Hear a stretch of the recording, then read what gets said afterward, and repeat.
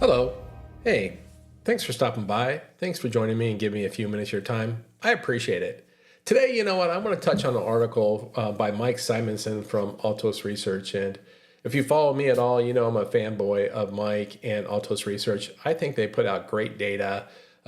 Mike writes terrific articles. He's a fantastic speaker. I highly recommend that you follow him and definitely make sure that you attend his monthly seminars. You will get great market insights. So the article I'm going to highlight is from today, I think, from today, titled "Could Home Prices Turn Negative This Year?" And it's a really good article. And Mike does a great job. He doesn't sensationalize really anything.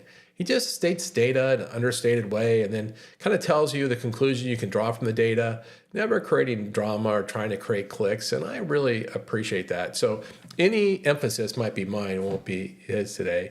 But, you know, what he says is, you know, there's all this news about home prices are falling. And he's like, poppycock. No, they're not. That's an official term, by the way, poppycock. He goes, no, they're not. And appreciation is slowing, but it hasn't turned to depreciation in most markets. And in fact, he says national home prices are about 2% higher today than they were 12 months ago. So they're still appreciating, not depreciating. Now that's slowed down from the 4 to 5% appreciation rates of last year, but it's still appreciating. They're not negative. He goes on in the article, explains, look, inventory is growing. It's up 29% year over year. And the previous year was up 30% year over year. So we're in a much healthier space with inventory.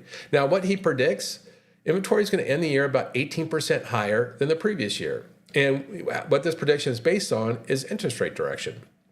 He thinks that interest rates will stay pretty flat through the first part of the year, first half of the year or so, and then they should improve. And if they improve, as interest rates improve, buyer demand will grow faster than inventory, so inventory will drop. Now, if rates stay high the whole year, or if they increase, then inventory levels are going to increase also. And if they stay flat, probably stay at that 29% year over year rate. And if they increase, it might crest 30%. And if, as we get more inventory, there is downward pressure on prices, but he just doesn't see inventory going crazy, especially with the amount of delisting that's going on right now. And he comments, look, buyer demand is weak. Buyer demand is actually weaker right now than it was a year ago. And last year was some of the weakest demand we've seen in the last 20 years. He also says in his article that there's regional variations. You know, if you live in the Sun Belt states, you know, you probably have a little bit more inventory than other markets, and you might see prices softening, versus if you live in the Northeast, where there's a very tight inventory and prices are accelerating. So you got to pay attention to it by region.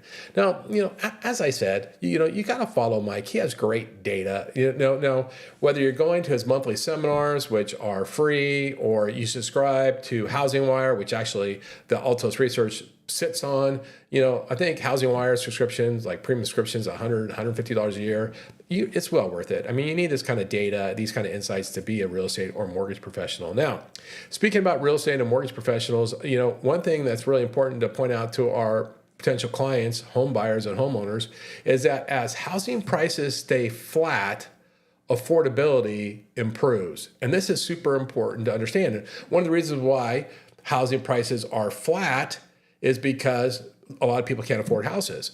But as the housing prices remain flat and people's income increases, affordability gets better with every day. And that's right. So you don't need to have interest rates drop to improve for affordability. You just need housing prices to remain stable or soften, which we do not root for, but stay stable, and affordability gets better. And that's fantastic. It's really fantastic. Now, if interest rates were going to drop, certainly affordability will be accelerated and it will help us. But even without it, it's okay. You know, and so, you know, those people that have to squeeze a little bit to buy a house today, just know if prices remain flat, your affordability gets better. All right, so I want to point out one other thing from Mike's article. It's the first time I noticed it today, and I'm excited to share it. So you can see Mike's article, Could Home Prices Turn Negative? I already shared the data. As with all of Mike's articles, all Altos Research stuff, they give great graphs, great charts. I think there's 6 of them in this article. But what I want to point out, I want to congratulate Mike and team, the Altos Research team.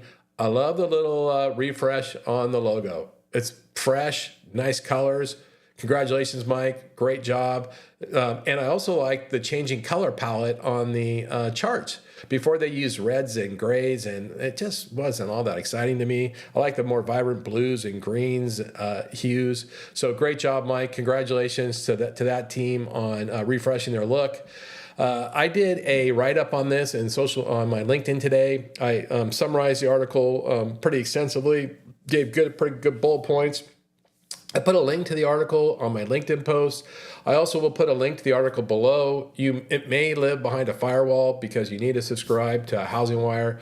For all means, subscribe to Housing Wire. You need to do it. But if you are eager to get a copy of this article, you can ping me and I'll see if I can't get you a copy. And with that, I really want to thank you guys for stopping by. I hope you found this helpful. Hope you found it valuable. Thanks.